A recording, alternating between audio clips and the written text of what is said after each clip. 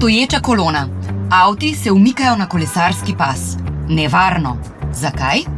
Ker kadar se srečata kolesar in stoječa ovira, Se ponavadi slabo konča. Zato previdno. Tako vozniki kot kolesarji. In sovozniki.